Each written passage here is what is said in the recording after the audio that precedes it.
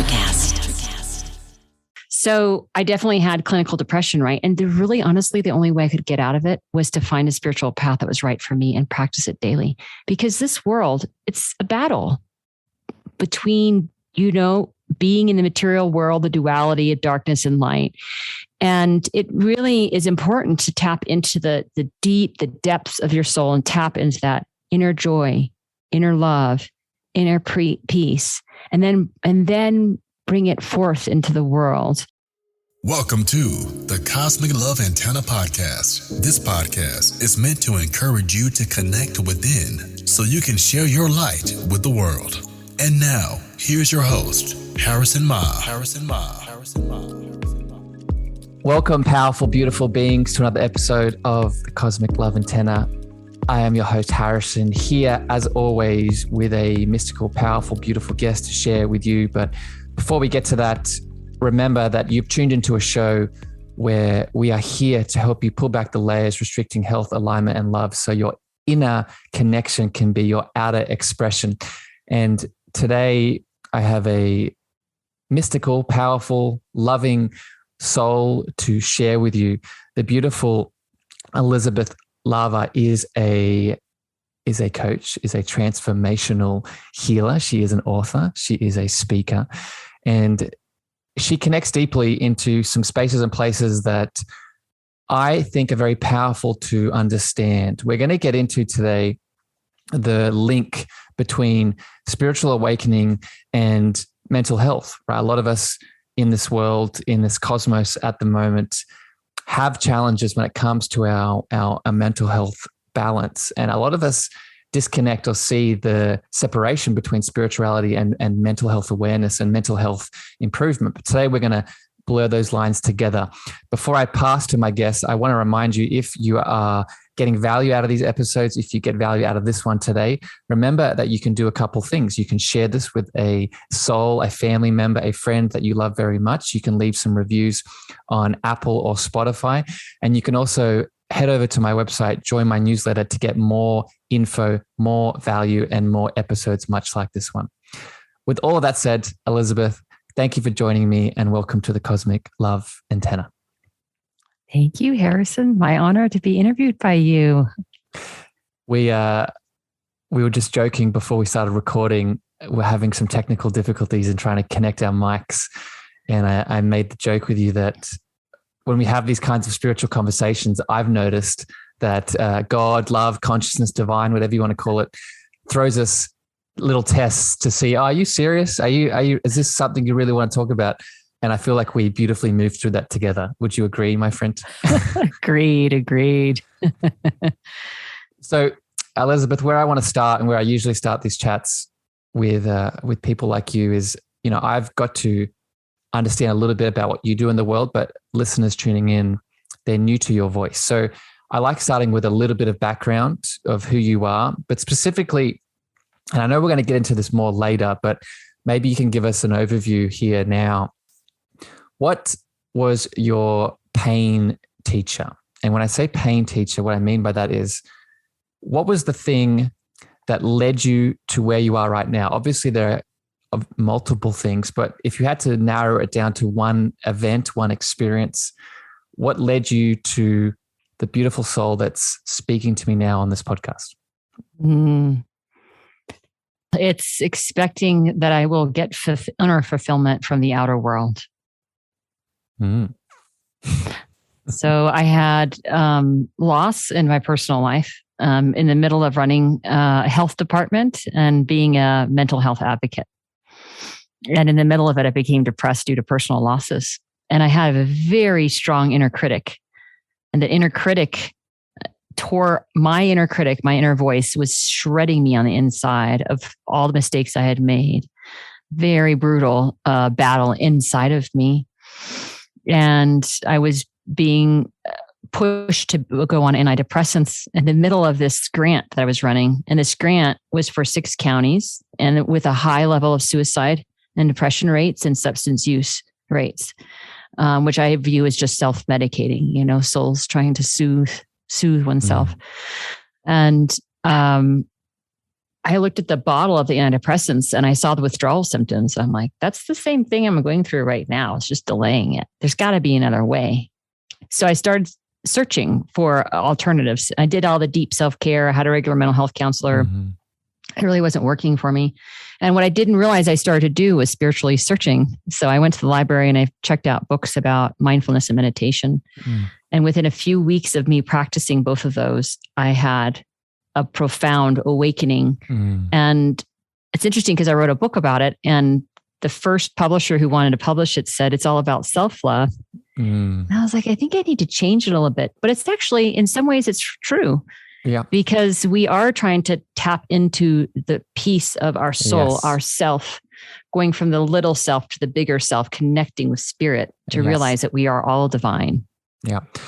I thank you for sharing that, my friend. And I think for people tuning in, my audience, or maybe new souls that have stumbled across this episode, if you go back and listen to just 1 or 2 episodes of this show, you'll start to see a link here on why I felt pulled to this beautiful woman and her experience and the work that she does.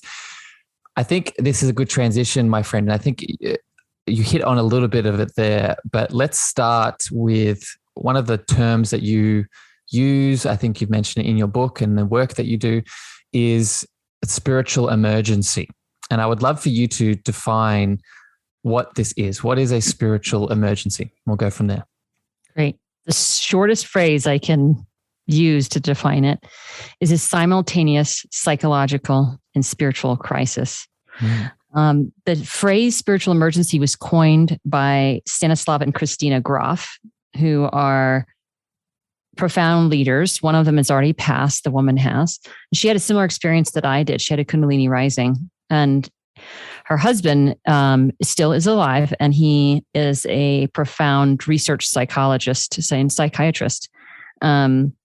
So their definition, this is a spiritual emergency is a rapid awakening with stages of a profound psychological transformation that involves one's entire being, including sequences of psychological death and rebirth. And they may or may not include spiritually transformative experiences. And that's what I had, was spiritually transformative experiences. And when they started to happen, when I started to tap into spiritual paths, I thought I was going crazy. The word crazy is not a good word. That's and Elizabeth, let me jump in here, because this is the crux. This is the crux of why I wanted to do this episode.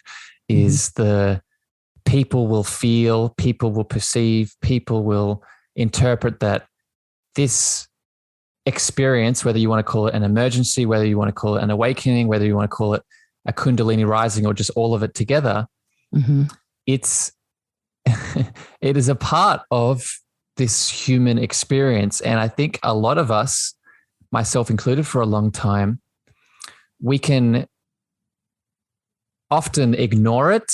We can suppress it. We can pretend it's not real.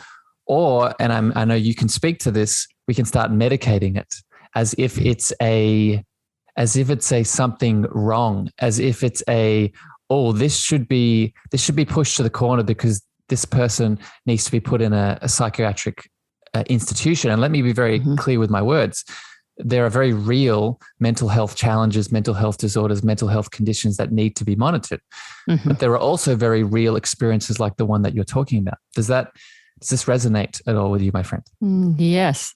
Christina Grof actually was put into a psych ward. And that's one reason she created the Spiritual Emergence Network, which is one of the many organizations listed in the back of my book, to be led to counselors with deep spiritual competency. So in my journey, if one was to read my book, there's actually a detail I left out, which was I was working with a traditional counselor. And when I brought to her, is it normal when you're coming out of depression to have euphorias like an orgasm? The look of concern on her face, I was like, oh God, if I tell her anymore, I'm going to be put in a psych ward. And I did not feel comfortable talking to anyone, any professional about it, because it was actually a healthy fear. And while I was learning how to be a spiritual emergence coach from Dr. Emma Bragdon, who has a PhD in transpersonal psychology, that does happen to quite a few people. And I just put it out to the universe. Help. help.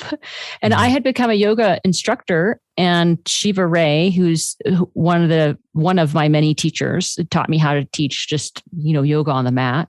She was in the region, and I went on a retreat. And you can see in my book how I was led to a professional counselor, to Western trained, but with deep spiritual competency. And that phrase is used a lot by David Lukoff and Cassandra Veaton, who are leaders in increasing the competency of mental health providers to recognize if someone's having a spiritual awakening, but also to be open to different spiritual paths in terms of for that soul, and supporting them to go spiritually deep for healing. Yeah. And so that's part of spiritual competency. So that's part of my journey is, yes, having the awareness that it actually, you're not becoming insane.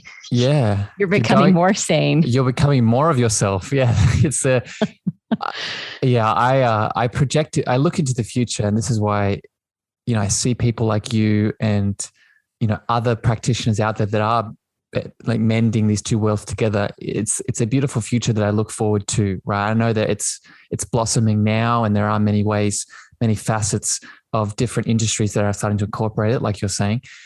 But I think in the future, this is going to start synergizing a lot deeper. And I think, and this is a question I want to lead to Ian here next, my friend, talk about this. You mentioned suicidality and suicide rates a few moments ago. And of course, speaking about these topics, there are so many factors at play, and I'm aware of that.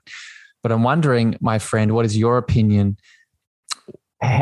Where does this factor in to suicide rates? Do you feel that this is a big part of why people feel like we started this chat with you said your journey was in a looking outwards for a higher expression, for a higher connection. I think a big part of suicidality, I can speak to this. I haven't experienced suicidal ideation, but I have had depressive moments and very, very deep moments in my life where there was a longing, right? There was a longing for something more expansive. So I'm wondering, my friend, is there a correlation here in your opinion? Yeah. So I did experience suicidal ideation, and I've been told to take it out of my book. And I'm like, oh, no. Because those souls who have had suicidal ideation, it is so profoundly painful. It's part of the psychological death that is described by the Groffs.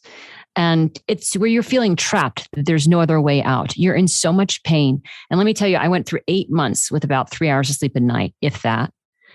And I wanted a way out. And when I started having suicidal ideation, I was so scared. I jumped up and I said, what is wrong? There's got to be another way. And so I just put it at that moment. There's divine forces that said she needs help. And so suicide rates are quite high in the Intermountain West of the United States. And there's actually some beautiful articles about why is that.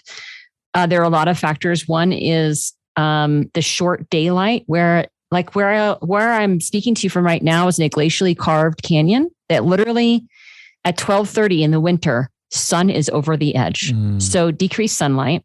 The other is remoteness, feeling isolated, not having enough community to get support. In some places, it's a lack of mental health services.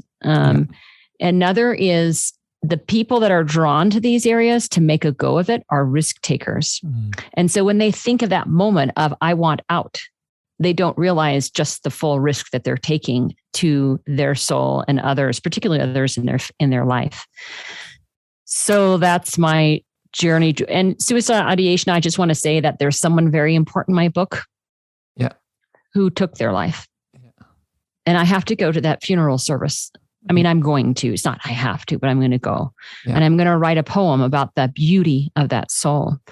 And the moment that I found out that that person took their life, I was so beside myself. I was like, of all the people. And I have a spiritual teacher who's my main core teacher that was led to, that you can see at the end of my book. I don't want to really talk about it because it's really a fun plot twist. But on Facebook, I look at there's like a Facebook group, and the quote he said is, getting along with others is one thing. getting along with yourself is even more difficult. So I know that soul well enough to know that the inner critic was so profound, it caused him to feel trapped. So I feel your emotions, my friend. Thank you for sharing that with me. And I think we'll talk about your book a little bit more at the end, but if people tune into your resource and go a bit deeper into the work that you do in the world, I think it's that emotional relatability and that emotional connection. Because I look at what's been happening over the last 2 years of events. I'm sure many people out there listening to this episode, due to COVID, due to lockdown, due to, illness, you're not alone in your experience, I'm sure, in terms of sudden losses of people that we care so much about. But that is where, I really want to stress this, that is where the mental health jump into the spiritual reconnection can really help us move through not just that critic that you were talking about, but I also feel, just to share from my experience, death for me, whether it be my relationship with it or when I look at the people I love very much, I'm not going to say that all of the emotion, all of the sadness, all the grief, all the anger goes away. But when I bring in a spiritual lens, there is a soothing there, because now I start to see someone as, and I want to get your thoughts on this, my friend. Now I start to see someone not just as the human being that they are, the beautiful human animal that they are, but I also see them as the eternal soul that sits behind it. And that for me tends to soothe that resistance that can come up around the death process. Does that, am I crazy, my friend? Does that resonate at all? Oh, deeply, deeply. Yeah. Yeah. My teacher says, your soul is immortal. The body is a beautiful temple, but it's temporary. And that's what I put out there to my dear close soul. Is I asked for my spiritual teacher to find him on the astral plane, what a lot of people say is heaven, and to thank him for his role in this incarnation for me, and to support him to find peace. And let's just say I heard back. Yeah, I believe you, my friend. And that's, again, and I say this to everyone listening, that communication isn't just one way. I mean, it can be if it is a lot for you, and I can understand, again, with all the emotions that come up around death. For some time, it can just be one way where you're just sending love, sending energy. But if you're open to it, and I've talked about this in other shows, right? Whether it be past loved ones, whether it be ancient ancestors, whether it be angels, whether it be extraterrestrial beings, whether it be spirit animals, in my experience, all of this support team is around you a lot of the time. And the difference between receiving it is you, right? Your openness to be like, hey, I need a bit of support right now. Is there someone there? Anyway, that's another episode for another time, my friend. But I can talk about that one for a while. I want to go back to something you said before, and I want to break this down for people, because I know we can go off into esoteric spiritual conversations, which are valuable, but I do want to make this practical for people. So let's go back to what you are really good at. And it's this idea of spiritual competency for mental health providers or mental health professionals. I'm wondering if we can make this practical now, my friend. If there is a mental health professional listening to this episode and they want to start increasing their spiritual competency to help the people that they support, where do they start? What's maybe a couple of tips in your experience?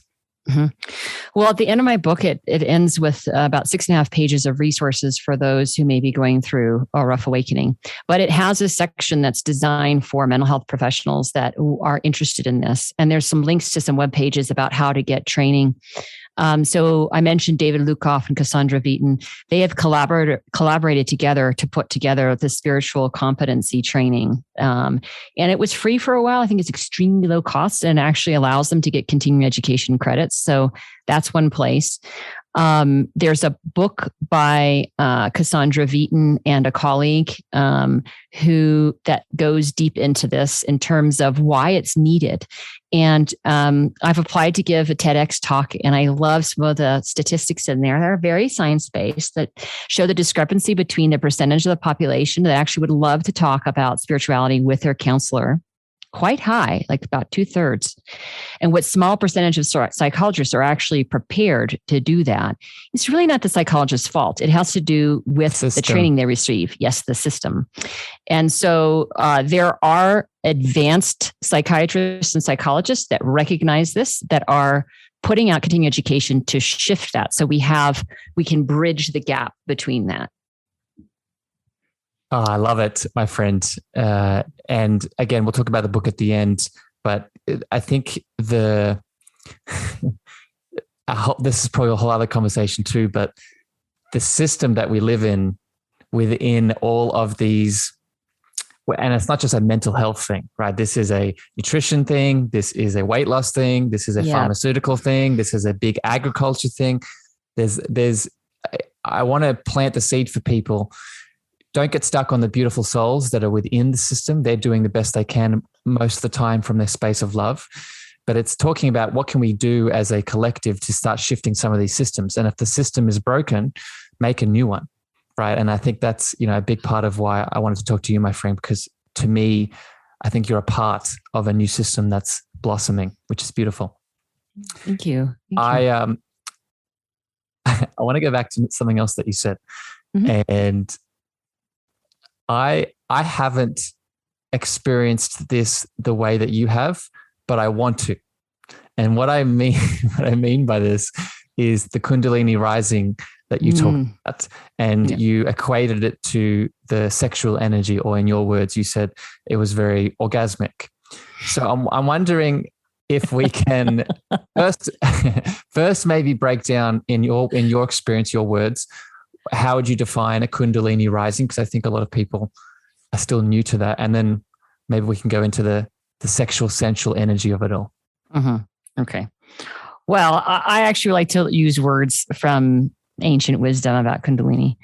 So this quote is from Steve Taylor, who wrote a book called The Leap. And I was trying to find the most concise, and so this is shortened. Yes. But in the Indian, shortened. Because, sorry to jump in, Elisabeth, because please. I say that because we get stuck in words and definitions, and that stops us from tuning into what the actual meaning of the thing is. So I just appreciate you doing that, because people listening, I try to make this as understandable as possible. So thank you for doing that.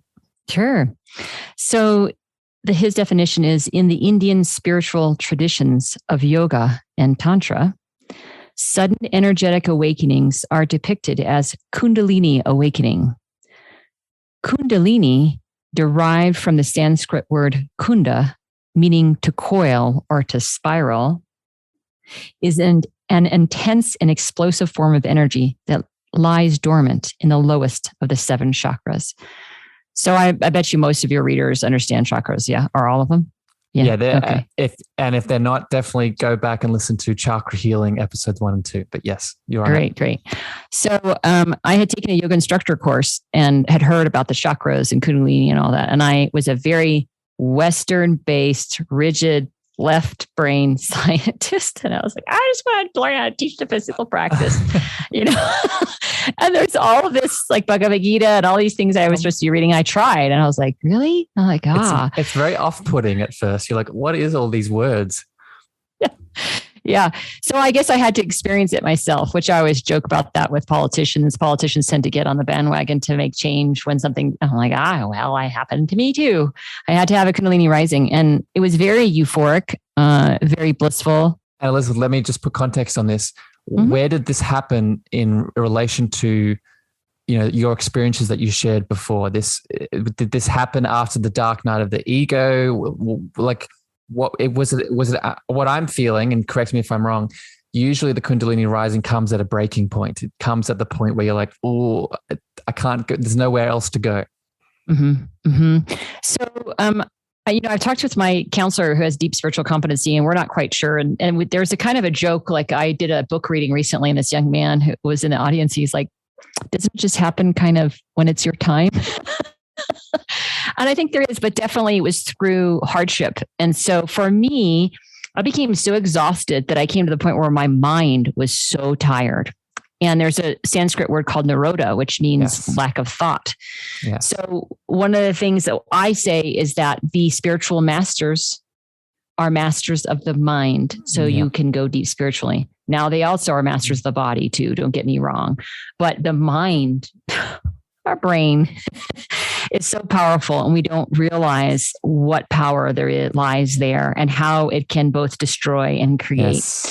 Yes. And Elisabeth, just to jump in there, that's where the term, in my experience and where I resonate with this, that's where you hear the phrase, the longest journey we will all ever take is from the head to the heart, because of how much beautiful power the mind and the brain has. But sort of paradoxically, if we get stuck in that power, we get stuck in that potential, it's hard to move beyond it, right? And often beyond it into that cosmic love, that heart space is unfortunately and fortunately where a lot of our healing and expansion occurs. So sorry to interrupt you. Keep going. No, it's great. So most of us are in the world exercising, basically operating the world from the lower three chakras. And so when you're starting to have a Kundalini rising, the goal is to continue it rising up to your heart chakra and all the way to your third eye and Sahasrara, right? And I'm like, why am I being given this? So I just went on a search for what is a Kundalini rising? Why is it happening for me? And I'm sitting in this class by the stage and someone asked about a Kundalini rising. And I'm like, oh God, I'm having one. And they're asking about it. And then he has this has this magic marker and eraser board. He spins around with joy, and he knows I'm having Kundalini risings because I'd already had a concept. He's an Ayurvedic. He's in the book. His name is Masvidal. He's world famous as a sage. He spins around. And Elisabeth, and it doesn't surprise me because we attract what we are, right? So it doesn't, when you say that there is someone in the room that is competent and a professional when it comes to Kundalini rising while you are having a Kundalini rising, that makes total sense to me. All right. Yeah, those divine moments are lined up for us, whether we want them or not. And he said, just because someone has a Kundalini rising doesn't make them spiritual. And I was like, oh, I'm tuning in. And he said, it will keep happening in lifetime after lifetime until they are ready to go deep. And I was like, what does he mean by that? So basically, for my spiritual emergence coaching clients that are having a Kundalini rising, I explain to them, do you understand what the purpose is? And then I encourage this. It's to find the spiritual path that's right for you in this lifetime and go as deep as possible. So my spiritual emergency started as more gentle and then turned into emergency, partly because I was led to a spiritual path that was shocking for me. It was in stark contrast to the way I was raised. And I couldn't handle it first. And, there's this scene in a movie, I'm trying to remember the name of the movie, with Tom Cruise, and he's the attorney and he's interviewing this military general, and the general just screams out. You can't handle the truth. You can't handle the truth you can't handle the truth. I'm like, that was for me. But my Kundalini rising wouldn't stop. So most people that I meet have Kundalini rising. They have this euphoric moment or two, and it comes on and off again, and it settles down. Mine would not stop for over 2 years. It would not stop until I became devotional. And there's this really hilarious scene where I'm with a counselor who's part of this is mentioned in my book, the Patanjali Kundalini Yoga Care Center. And they have a list of counselors that help support people who are having Kundalini rising. So I'm sitting on our couch and she looks at me and she goes, Elisabeth, you were designed for this. And I was like, well, we all are actually, Kundalini Shakti Ma will not leave you alone until you become devotional. I'm like, What do you mean? And she says, you've been given a path. That teacher is the real deal.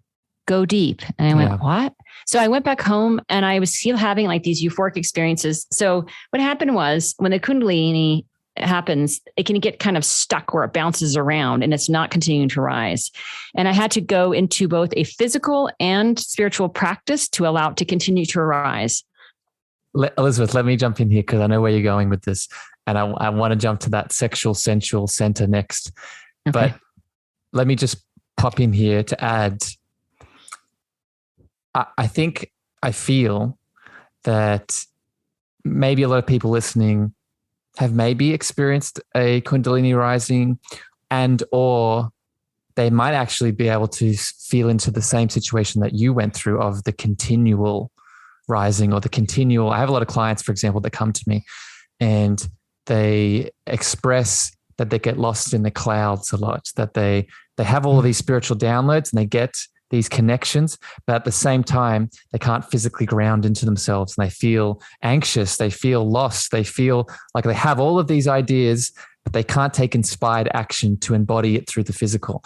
And not only does that go back to your point around the lower three chakras being very unbalanced for most people, and a lot of us hold trauma and things like this, but it's also because many of us put a distinction, and this is again why I want to do this episode today, a distinction between the mind and the heart. And we have this separation, right? And that is where, and maybe this word can resonate with you, my friend, the surrender is needed, right? It is often the mind that puts up that resistance while we're having an experience, much like the Kundalini rising, that stops it from completing, from getting into completion, because there is a mind that's inside of us that's like, I need to work this out. What is the logical thing for this? What is the analytical breakdown of this thing that is moving through me?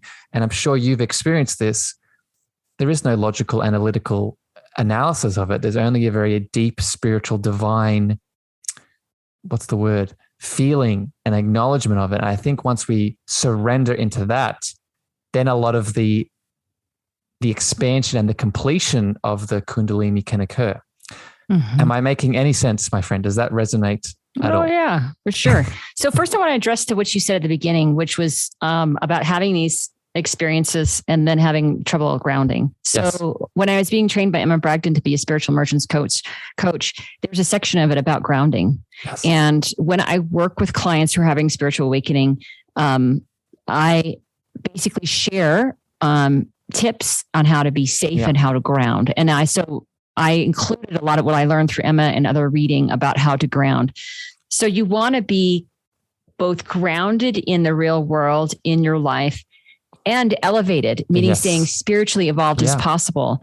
And what's so interesting for me is I'm like, it's so great we're having this conversation, because I just taught at the Sangha Fest, which is this, it's kind of like Shakti Bhakti Fest, which went away, and it drew in the same incredible teachers. And I'm sitting right in front of Kia Miller, and she's like this Kundalini yoga, like goddess, And when I get done with her practices, I'm like, whoa, I feel like my Kundalini is like, and I already have my own spiritual path, but she has different spiritual practices, very physical, pranayama and certain seated positions. And I plan on doing that as part of she's now one of my teachers, But then what I like to do as a holistic coach is I weave in life purpose. So a lot of times when people have a spiritual awakening, their views of the world have changed, and their relationships are going to shift, whether they like it or not, because these relationships maybe haven't been healthy in the past. They might want to have different type of relationships. But I also am a bridge to get people who are having either they're fighting some severe mental challenges that are beyond my capacity as a coach, or they're having such a profound spiritual emergency that it's best for them to be in a counselor. So I serve as a bridge to get people into the right type of counselor with someone who has high level of spiritual competency. And then I love working with them where I see them in between, on and off, to keep them accountable, to keep going to that counselor and to help them moving forward. Because one thing about a counselor is a lot of times they're not checking in with you in between sessions and keeping you accountable for that deep self-care for your, and first, when someone's going through a spiritual awakening, is safety and just grounding, maybe doing a little more spiritual exploration. But at some point, they're going to change their outer life to match their new inner life. And I have done that. And I am obsessed in helping people stay balanced in body, mind, and spirit to continue to evolve. Yeah. It's beautiful, my friend. I'm happy you exist. I'm happy your soul has found this incarnation where we are meeting, and the work you're doing in the world, much like I think a lot of people listening, like I said before, is expanding into the future. So I appreciate you, and I'm really enjoying this conversation. I want to go back to what you said about the Kundalini rising that you were having, and you're noticing it, you having to pay attention to those lower centers. And I'm feeling you're hitting on here the sacral sexual energy. And I'm going to preface this for people listening to go back and listen to the episodes. At this point, I will have one released with Andre Knight on tantric love and tantric connection. I also have an episode with Heather Tucker on sex and religion, and also one with Kim Vopni on pelvic health and pelvic balance. And the reason I preface this is this sacral, sexual, sensual center is such a powerhouse of spiritual awakening. Mm-hmm. So with that foundation, my friend, continue what you were saying before about this Kundalini hitting this section of your being. So it wasn't until one of the teachers he's not my core teacher, but it's a monk in Southern California. It has his own fellowship. And so I got to sit at his feet a couple of times, and it was profound. He was the first man of the cloth who actually really understood what I was experiencing, and so sweet and gentle. And he gave me advice of you need to ground. So now I'm like listening to some of his webinars, and he starts talking about Kundalini rising. And he says that it is normal for when a person's having Kundalini rising to have extreme sex drive. Mm-hmm. And in order to bring the Kundalini from the third to the fourth chakra, to the heart center, he gave some tips about how to do that. Focusing while you're looking at the third eye, focusing on the heart center. And there's many spiritual practices associated with my path that help rise the Kundalini upward through spiritual practices, pranayama, and internal meditation to rise it. It's not easy. It takes a lot of practice. Like people are like, oh, I want to have a Kundalini rising. To hope it's gradual for you. You don't want one that's huge that explodes your life like mine did. And the other thing about it is, so I actually was advised by one counselor to go sleep with other people. And I was like, that is not good for my soul. No way. Because it's sacred. It's not meant to, that energy is meant to not share with just anyone. And it led me to this counselor with Patanjali Kundalini, because I was like, I got to find someone who specializes in Kundalini rising. Oh my God. And then I went deeply devotional on a spiritual path that was right for me. So that's how I don't really want to reveal some of what my techniques are, because they're not mine. I actually signed a piece of paper that I can't teach that. When I teach yoga and meditation, like I just did down at a festival, I give people a taste of it, because I went through a big spiritual search in different types of physical and spiritual practices. And there are many that are not secret, that are very similar to the path that I am on, that allows me to open my sushumna, where the 7 chakras are, for the prana, your life force, pranayama. We use the right pranayama, our breath work, to control our life force in a way that rises it, instead of going down and out by having sex, Now, I'm not saying that sexual intimacy is not important as being a normal, healthy human being, and how you want to use that energy is up to you. Do you want to direct that to a divine partnership? Do you want to direct that to fully expanding your consciousness to serve the world and others and connect with the divine? It's up to you. And it's a wonderful exploration. If you start having Kundalini rising, one needs to ground and find the right spiritual path and make sure you're safe. So that's one thing I do. Like a young lady saw on the back of my book that there's a van there, and she knew I had a Kundalini rising. I want to buy a van and go explore. I was like, just beautiful young lady. And I'm like, I didn't put in the book is after the end of the book, I got into a lot of trouble. When you are a woman by yourself traveling in a van in bliss, watch out.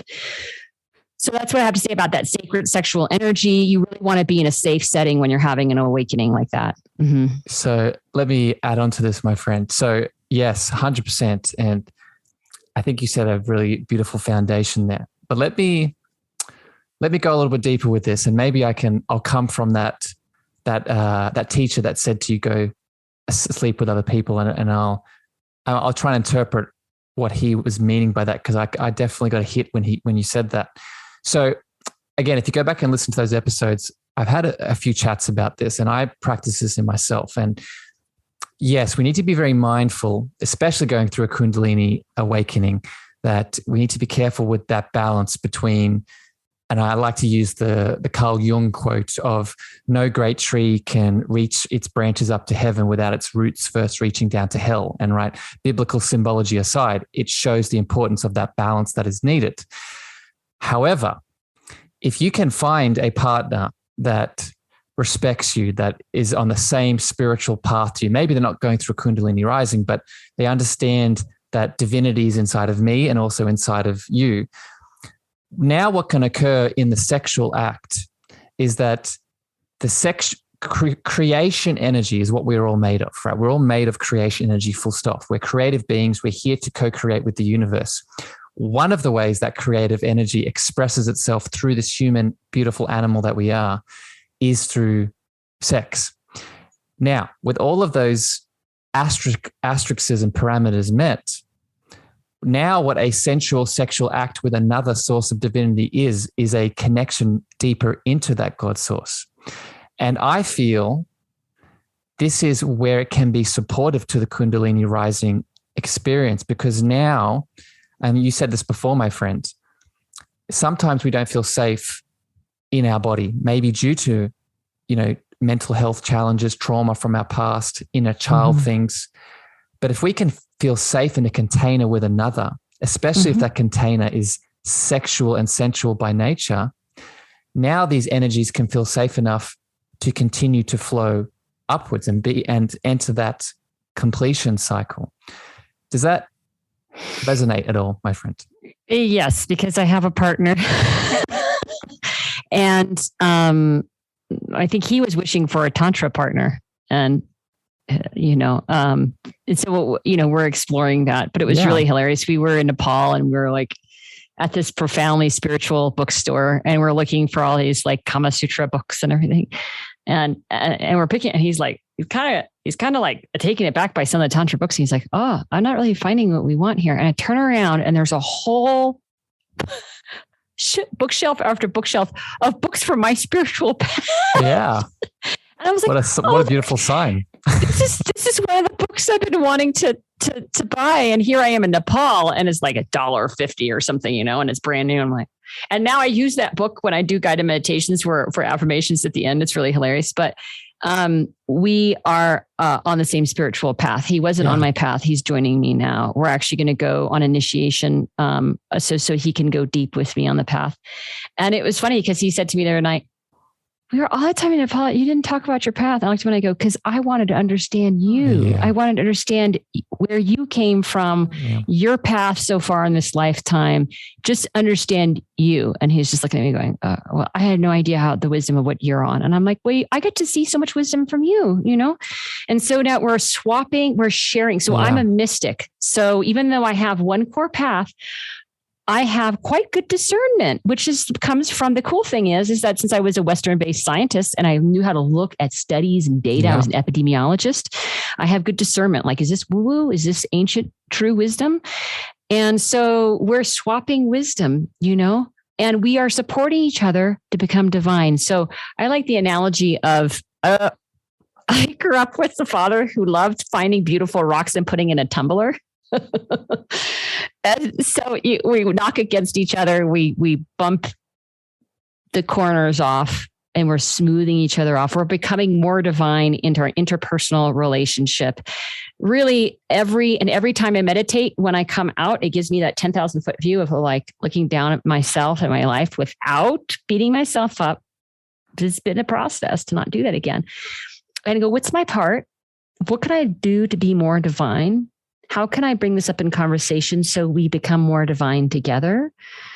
And how can we really support each other? Because we really believe in each other. Like we have faith in each other. So being kind, compassionate, committed, and faithful to each other, not just faithful in commitment, but that we have faith in what each one of us brings to the world to help others, to be more divine in the world. I get the image, my friend, of, well, two things. One, I get the Rumi quote of, at the end of the day, we're only ever all walking each other home, right? To that divine love, God, source, whatever you want to call it. And I see the beautiful relationship of two sovereign beings that aren't codependent on each other, but are interconnected into themselves, holding hands together, taking steps forward into divinity, right? And I think we can all apply that rule, that goal to any relationship we have, not just an intimate one with a partner, but our friends, our family, etc. Right? My friend, I want to switch here a little bit, and I want to hit on a couple more topics before we have to finish, because I want to pick that beautiful mind of yours, because I love this dance we've been doing between the mental and the spiritual. And I want to hit on another, I don't know if it's a misconception or a confusion that people have. I know I've certainly run into it. It's this, the difference or the similarity, in your opinion, between clinical depression that people may suffer from or move through and a dark night of the soul or a dark night of the ego. Where do you feel this spiritual term and this mental health challenge, where do you think they coalesce, if they coalesce? They definitely do. So a friend of mine, when I was headed out to California in my van, sent me a TEDx talk from Lisa Miller, who is a psychologist who is actually researches the intertwining of mental health and spirituality. And she talked about, she showed like this dark door, and it has to do with those dark moments. And then the light shining on either side, that if you can just get past that dark door. So I definitely had clinical depression, right? And really, honestly, the only way I could get out of it was to find a spiritual path that was right for me and practice it daily. Because this world, it's a battle between, being in the material world, the duality of darkness and light. And it really is important to tap into the depths of your soul and tap into that inner joy, inner love, inner peace, and then bring it forth into the world. So for me, I love this. There's this quote from Paramahamsa Pragyananda, who's one of my teachers, and well done on that pronunciation. Yeah. They're always so hard to say. Yeah, Sanskrit names. Yeah. I had to practice a lot because I had to do a little bit of the audible section of the book because there's so many Sanskrit words. The poor narrator, I was like, you can take a break for this chapter, I'll read it. So anyway, is that imagine that God, you're walking alongside God and you're a little kid and you're holding onto the thumb and you get into this great festival, and you just, a little kid, you want to go explore and you're just going to let go. And then before you know it, after a certain amount of time, life beats you up, this external world. And it's time to go back to, as you say, go back home and tap into whatever spiritual path is right for you. And it may take some seeking. So I have to say that mine was pretty exhausting from going to the dark night of the soul. So this phrase, I actually researched that. And there's actually two different interpretations of dark night of soul. So most people, when in pop culture, when they talk about dark night of soul, they're talking about something really dark that happened for you. And you're trying to get out of that dark moment. So dark night of the soul actually comes from ancient writings from a mystic in like the 1200s. And it's about once you have connection to spirit, to the divine, and you lose it, that's another dark night. That's a different type of, and I've had that too, where I actually had a physical ailment that prevented me from being able to do any of my spiritual practices. And it was brutal. And Elizabeth, just to jump in here, this is the one that I think people ask about a lot when they say, can we have multiple dark nights of the soul? And based off that definition, I think people can answer yes, right? And you said happening for us, which I'm very happy that you said that, right? That's, I think, a shift that helps us through it as well, right? I think we can move through those dark nights of the soul, through those painful challenges once we see that as we can move out of the victim archetype, right? It's happening to me. There's, I don't have the power to get through this, compared to this is happening for me and I need to go back into or connect deeper into that higher power that you were just talking about. Yeah. And I think, all of us have transformations, whether it's a spiritual awakening or not, throughout our lives. And when do you transform? When things get so tough that you dive deep into what you already are divine in to get you through this moment. Even if you don't have a spiritual path, there's just some people just like, I think about my parents are deeply spiritual. Okay. But they're on a path that I'm not on anymore. And the amount of resilience which they have embodied for me, witnessing that resilience. They left Europe during World War II. Right after World War II, they left Europe. Nothing but what they could carry on a little satchel and got on a boat, start all over again, and the amount of trauma that they both went through during that. and the amount of healing that came from tapping the resilience and starting over again. We all have similar stories. Yeah. And it's just a matter of how dark and if you're ready to go spiritually to get you through it. Yeah. And something else that's sort of bubbling up around what you're saying, there's no guilt and shame around if you're ready or not, right? If you stay longer in that dark night of the soul or not, right? I think this is the other piece that people can get stuck in. And there's this guilt of, oh, I wish I knew this 10 years ago, or I wish I had this spiritual resilience or devotion X amount of years ago because I wouldn't have moved through that, that partner or that abuse or whatever the thing was. And I think this is something I really want to plant here is not only is the substance of God, consciousness, divine source, universe, whatever your name is for it, love, it's unconditional love. So you are worthy, you are appreciated, you are seen despite all of this. Yes, there is always expansion there and you're able to tap into it and heal, as you said. But if you don't, there's no judgment. There's no condemning. And this is probably a whole other conversation, but I think this is part of the religious programming we need to move out of. There's no condemning if you decide not to. Am I making sense? Yes, absolutely. Yeah. So I have a funny story to tell about that. I'm a storyteller. Yeah. So I decided to become the wellness sponsor for a public health conference because I was in public health for 20 years. And I show up to teach meditation and yoga. And I was reflecting while I was driving there.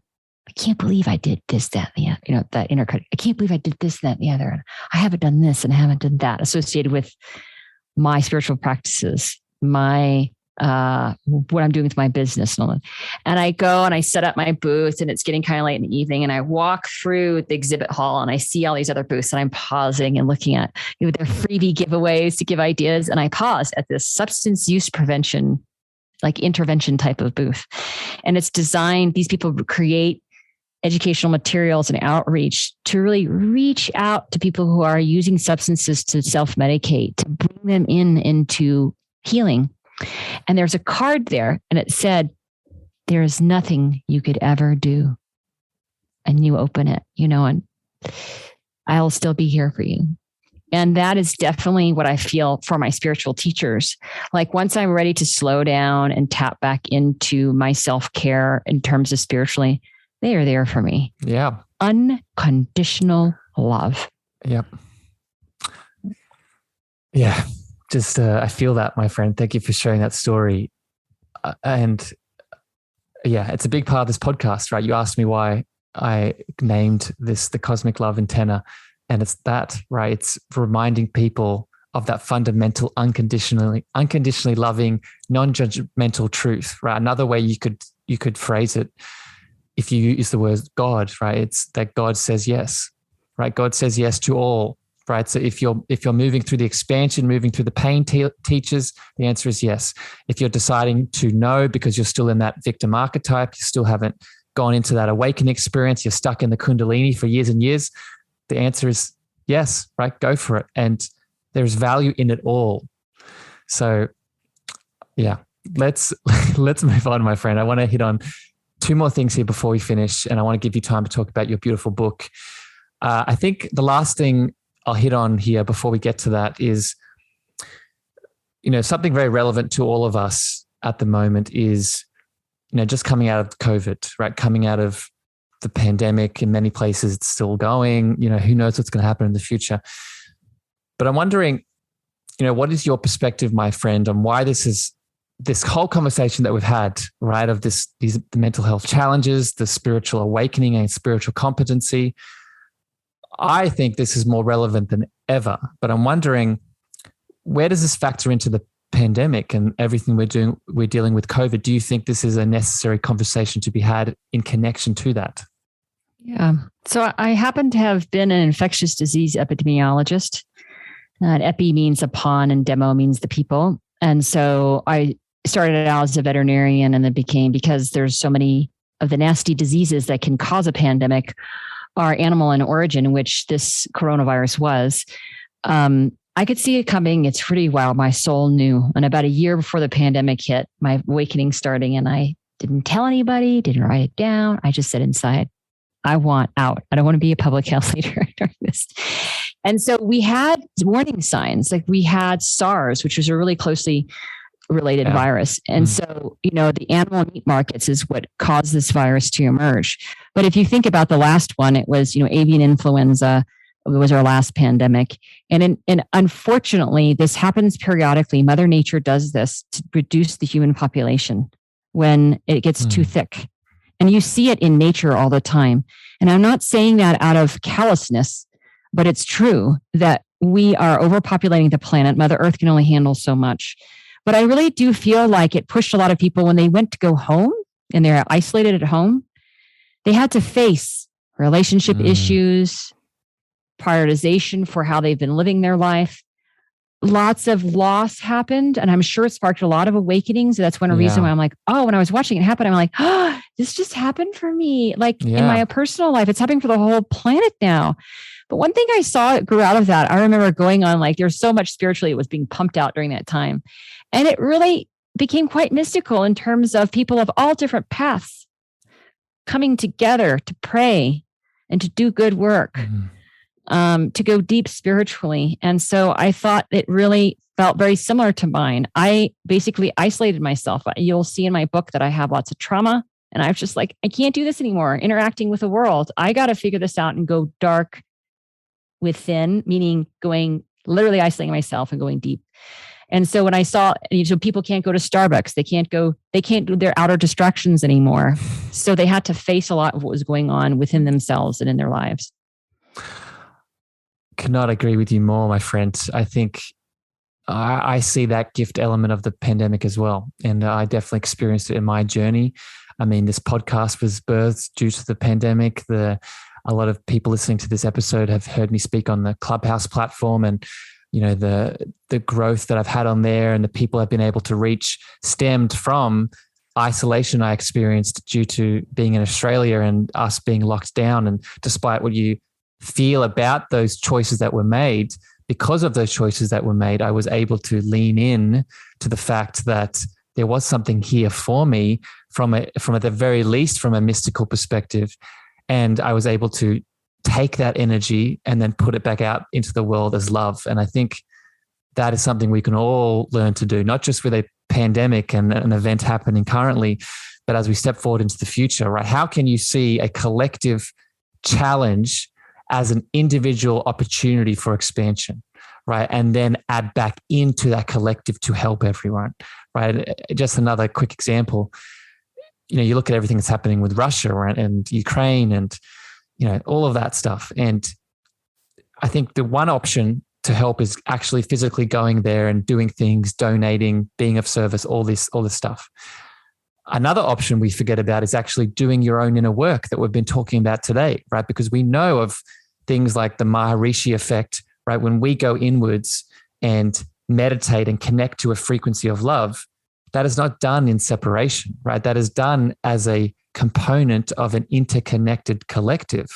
So I just share this, my point that I'm making, all the stuff that you've been hearing the beautiful Elisabeth talk about today with the spiritual awakening, with the Kundalini, with the sexual energy, all of it, that doesn't just impact the individual, right? It impacts the collective that we're a part of. Anyway, rant done, Elisabeth. I want to give you the opportunity now, my friend, before I have one more question to finish with, but before we get to that, a lot of the stuff you've been speaking about is from the beautiful book that you've authored and the work that you do in the world. So if people are interested, they want to know more, where can they go? What can they do? How can they connect deeper into the beautiful gifts that you've shared with the world? Oh, thanks, Harrison. So Elisabeth with an S instead of a Z, lava.com. You can also find it through Be True You with 2 E's, like a bee flying. Because originally that was my original URL. And then I had people saying, you got to put I'm like, really? Going from a stripping awakening where I feel like I'm just one with the cosmos. And now I'm supposed to be like, I'm Elisabeth Lava. But, and I'm doing a free webinar on May 21st. And I'll be going deep into the resources listed there. I'll do a brief guided meditation. We'll go through the resources and then take a Q&A. And I think I'm going to actually do that monthly. And I'm going to I'm in the process of creating a Clubhouse room. And so if you're on that what a coincidence. So Elisabeth, just to interrupt you, sorry. Many people listening to this are on the app. So, because they follow me. Wonderful. Share it. Yeah. So in the Women's Wisdom Club, so men can participate. They just can't come up on the stage and speak. So I'm sorry about that. I may create one outside of it, but for now it's going to be in the Women's Wisdom Club. Judy Foster is the founder of that. And the title of the room is When Transformation Becomes a Crisis. And it'll have a different subtitle each week. And some weeks I will be interviewing experts in their field on this topic and then do a Q&A with those that are in the audience, so that it's not me just speaking and taking Q&As, but it's really highlighting those experts that I studied from, and they are better equipped to answer some of these questions that I am from the public. So that's my plan. Beautiful. Excited. So I'll put that on my webpage. Right now, if you're interested in the free webinar, you can go onto my retreats webpage and register there, and there's no cost to you. And what I'll do, as always, beautiful listeners, if you click on the show details in the podcast player that you're listening to this episode on, you'll see the links to Elisabeth's social handle and her website and all those things. So you can just click on those two and go straight to these details. Elisabeth, I love you very much. Thank you for sharing your time with me today. I have one final question for you before we finish up here. And it's a question I ask everyone, and we've hit on it little bits and pieces throughout this chat today, but I want to hear it directly from you, my friend. Love is a core component of this chat that we've talked about and the podcast in general. So I'm wondering, how do you personally define that love word? Unconditional acceptance, kindness, compassion. Yeah. So non-judgmental is a huge part of it, because we really are all doing the best that we can. And when you're ready to do even better, there's loving forces that come along to support you. And I wanted to say one other thing is that when I go deep in my spiritual practices at the end, I send out peace and harmony, love across the world. But it's when I have those deep meditations and then I have really challenging interactions, it's so hard for me to get upset. I just look at the person, I'm like, this is another manifestation of the divine. And I feel so much love for everyone. So all I'll say is healthy boundaries though too. Yeah. A beautiful answer, my friend, from a beautiful soul. Thank you for coming here today. Thank you for sharing your mysticism with all of us.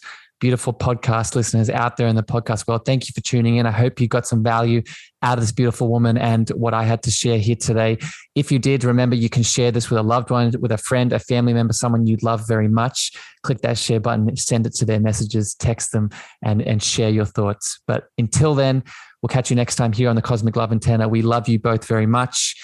Have a wonderful evening, morning, afternoon, wherever you are in the world, and we'll see you next time. Bye, everyone. Thank you for listening to the Cosmic Love Antenna podcast. We hope you enjoyed. Be sure to follow Harrison on Instagram, Twitter, and Clubhouse at Harrison Ma. That's Harrison, MEAGHER.